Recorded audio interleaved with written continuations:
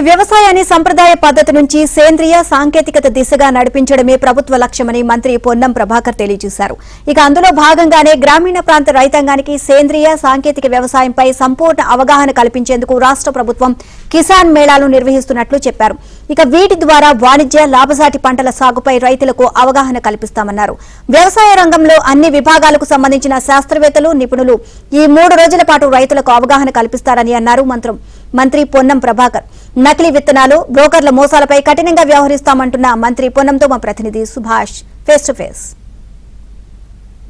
సిద్దిపేటలో వ్యవసాయ రంగాన్ని సాంప్రదాయం నుంచి సాంకేతిక వైపు తీసుకెళ్లే దిశగా 3 రోజుల పాటు హుస్నాబాద్లో పెద్ద ఎత్తున కిసాన్ మేళా కార్యక్రమాన్ని ప్రభుత్వం నిర్వహిస్తుంది. సో ఈ కిసాన్ మేళాకు సంబంధించి ప్రస్తుతం మంత్రి పొన్నం ప్రభాకర్ మనతో ఉన్నారు. వారిని అడిగి దీనికి సంబంధించి మరిన్ని వివరాలు తెలుసుకునే ప్రయత్నం. వ్యవసాయ రంగంలో ప్రభుత్వం అనేక సబ్సిడీలు ఇస్తుంది రైతులకు. సో సబ్సిడీలకు సంబంధించి కొంతమంది వర్గానికి చెందిన రైతులకే అందుబాటులో ఉన్నాయి, వారే తీసుకుంటున్నారు. అంటే కింది స్థాయి రైతులకు కావచ్చు, అట్లాంటి రైతులకు ఇంకా అందడం లేదు. అట్లాంటి రైతుల స్థాయికి కూడా యాంత్రీకరణ విధానం వెళ్ళాలంటే ఎలాంటి విధానాలు అవలంబిస్తే ఉత్తమం అంటారు? అందుకే ప్రభుత్వం, కేంద్ర ప్రభుత్వం కావచ్చు, రాష్ట్ర ప్రభుత్వం కావచ్చు, జిల్లాలో ఉన్నటువంటి వివిధ రకాల సంస్థల ద్వారా వ్యవసాయానికి సంబంధించిన ఏ విధమైన పనిముట్లు అందుతూ ఉన్నాయి, ఏ విధమైన పనిముట్లు మార్కెట్లో అవైలబుల్ ఉన్నాయి, ఏది ఒరిజినల్, ఏది డూప్లికేట్, ఎట్లా ఏం చేయాలనేటువంటి ఒక అవగాహన కలగజేసేది ఒకటి. సీడ్ లోపల కూడా అనేక రకాల సీడ్స్ కల్తీతో పాటుగా రకరకాల విత్తనాల వల్ల కూడా ఇబ్బంది కలుగుతోంది.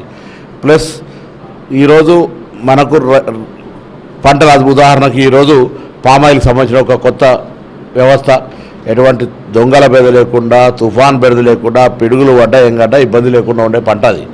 అట్లనే సెరికల్చర్ సంబంధించిన పట్టు పురుగులు కావచ్చు, లేకపోతే డ్రాగన్ ఫ్రూట్ కావచ్చు, కోళ్ళు కావచ్చు, కుందేళ్ళు కావచ్చు, ఇంకా ఇతరత్ర అనేక రకాలైనటువంటి వృత్తుల ద్వారా గొర్రెలు పెంపకాలు కావచ్చు, చేపల పెంపకాలు కావచ్చు, ఇవన్నిటి కూడా మెకనైజేషన్ ఉంది.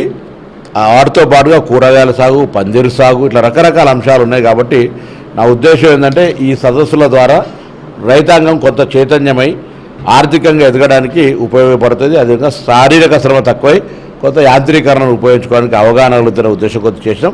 ఈరోజు స్పందన బాగుంది. భవిష్యత్తు 2 రోజులు కూడా తప్పకుండా వాళ్ళంతా కూడా వచ్చి ఇప్పుడు చూసిన వాళ్ళంతా మిగతా గ్రామీణ ప్రాంతాల రైతాంగం చెప్తే వాళ్ళకు కూడా ప్రభుత్వంతో కొంత వాహనాలు ఏర్పాటు చేసి కొంతమంది స్వచ్ఛంగా వస్తారు.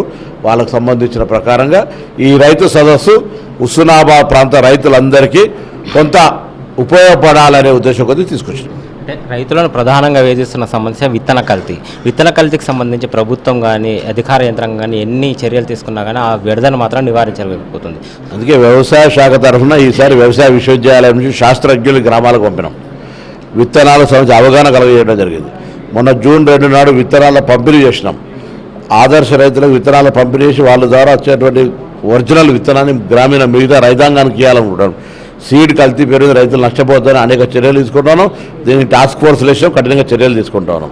సో రైతులు కూడా కొంత అవగాహనతోటి విశ్వాసం కలిగి సైంటిస్టుల సలహాలు కానీ వ్యవసాయాధికారుల సలహాలు తీసుకొని కొంత జాగ్రత్త పడాల్సిన అవసరం కూడా వాళ్ళకు కూడా ఉంది. రైతు భరోసాకు సంబంధించి ఇప్పటివరకు 2 విడతలు కూడా 4 ఎకరాలు అంతకంటే తక్కువ ఉన్న వాళ్ళకు వేసిండ్రు. సో అంతకంటే ఎక్కువ ఉన్న వాళ్ళకు కూడా ఈసారి పడుతుంది కదా.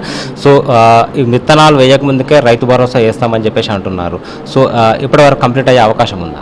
ఇప్పుడు ప్రసంగంలో తుమ్మల నాగేశ్వరరావు గారు చెప్పినట్టుగా ఈ దఫా మొత్తంకు తొందరలో ఒక షెడ్యూల్ నిర్ణయించి పంటలు వేయకముందే రైతు భరోసా కార్యక్రమం ఇస్తామనేటువంటి మాట ఇప్పుడే తుమ్మల నాగేశ్వరరావు గారు చెప్పినారు.